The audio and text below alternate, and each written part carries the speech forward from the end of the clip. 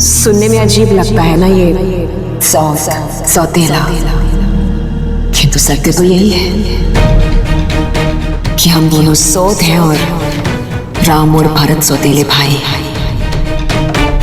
तो अब तुम्हारी दीदी सौत हो गई और मेरा राम सौतेला। ऐसी दूषित सोच कैसे हो गई तुम्हारी? सिंहासन के लालच में और कितना गिरोगी कैकई? इसे गिरना नहीं कहते कौशल्या दीदी, खुलना कहते हैं, नेत्रों का खुलना। हमारे नेत्रों पर पड़ा हुआ झूठ का आवरण खुल गया है। हमें स्पष्ट दिखाई दे रहा है कि जो होने जा रहा था उसमें हमारे पुत्र भरत का कोई हिस्सा नहीं था। फिर कैसे हुए दोनों भाई बराबर?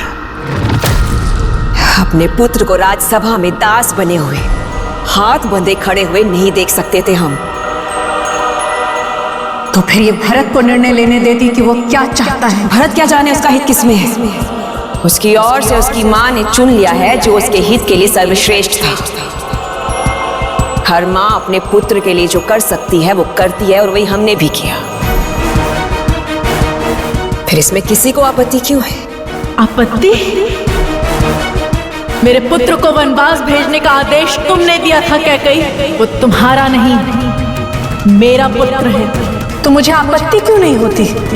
मेरे पुत्र के हित में निर्णय लेने का अधिकार केवल मेरा है, तुम्हारा नहीं।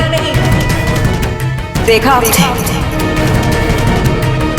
जब अपने हित को चोट पहुंचती है ना तो केवल अपना ही दिखाई देता है। इसलिए अब आप भी मेरे और तुम्हारे पर उतर आई। बस करो कैकई, ये पक्षपात की भाषा तुमने शुरू की है।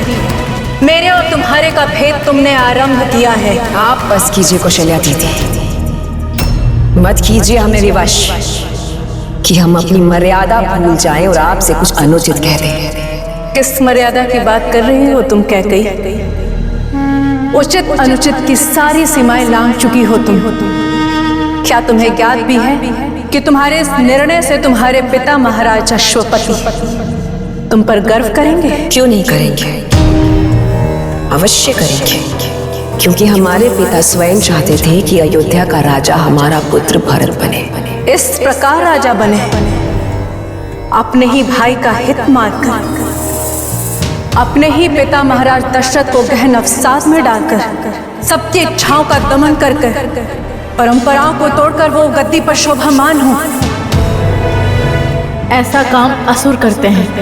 सत्ता के लालच में अपने भाई का गला काट लेना, अपने पिता को बंदी बना लो। ये राक्षसी संस्कृति है, सनातन संस्कृति नहीं। और ऐसा कैकई नरेश कभी नहीं चाहेंगे। कि कौशल्या दीदी, हमारे पिता के बारे में बोलने का कोई अधिकार नहीं है आपको। और तुम्हें अधिकार है मेरे पुत्र के हंसते खेलते जीवन को नष्ट करने का। ये सनातनी संस्कार नहीं है कैकई, ये तुम्हारे माँ के संस्कार हैं जो अपने स्वार्थ को साधने के लिए तुम्हारे पिता को छोड़ के चली गई। कौशल्या दीदी,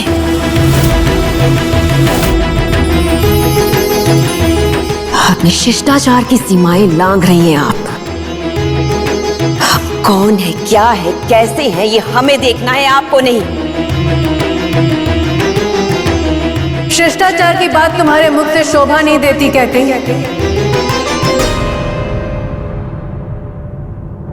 शिष्टाचार देखना है तो राम का देखो, जिसने तुम्हारे इस अन्यायपूर्ण निर्णय को किंचित मात्र भी प्रतिकार नहीं किया।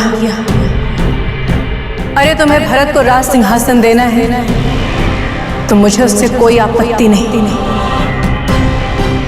किंतु मेरे पुत्र को वनवास क्यों? ऐसा क्या हित कर दिया था तुम्हारा जो तुमने उसे इतना बड़ा दंड दिया? जिस प्रकार आप अपने पुत्र के लिए लड़ रही हैं ना, हम भी वही कर रहे हैं, और इसमें कोई बुराई नहीं है। एक माँ से, एक पिता से उसके पुत्र को पृथक करना, ये बुरा है। किस ताड़ना का सामना कर रहे हैं महाराज? इसके बारे में सोचा तुमने कैकई? अरे एक पत्नी तो अपने पति के सुख के लिए सब कुछ निछावर कर देती है। तुमने तो अपने स्वार्थ के लिए सब कुछ छीन लिया उनका। मात्र श्वास शेष बची है उनमें। मुझे तो भय है कि कहीं वो भी न टूट जाए। अपने मुख से दीदी मत कहो मुझे। जिसके मुख से वरदान की जगह श्राप निकला हो हमारे राज परिवार के लिए, उसके मुख से मुझे दीदी नहीं सुनना। कितने जीवन नष्ट हो जाएंगे इसकी कल्पना भी की है तुमने कैकई। ये राजवंश ही नहीं, सारी अयोध्या भी विषाद के अंधेरे में खो जाएगी। अयोध्या के बारे में आपको सोचने की आवश्यकता नहीं है दीदी, क्योंकि अयोध्या का भविष्य हमारे पुत्र भरत के हाथ में है। और यदि हमारा वरदान आपके लिए शाप है तो इसमें हम कुछ नहीं कर सकते। राम को वनवास जाना ही होगा। और वैसे भी राम ने स्वयं सहर्ष इसे स्वीकार किया है। राम के सहज स्वीकृति का अर्थ है कि वो तुम्हें माता के समान प्रेम करता है।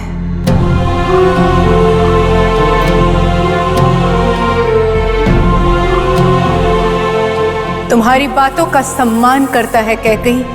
क्या तुम्हारे लिए मान सम्मान का कोई अर्थ नहीं कैकई?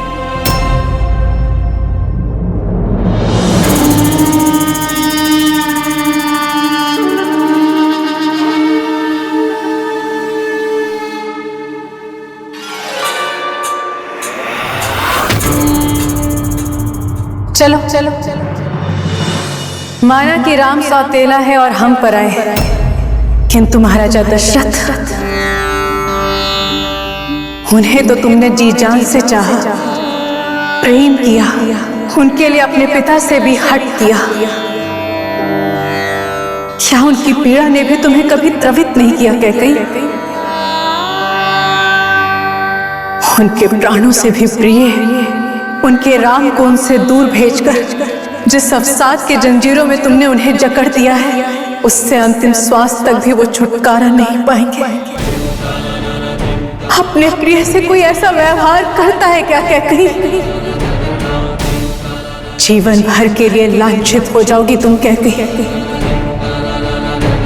ऐसा लांछन भरा जीवन कैसे जी पाओगी तुम कैकई?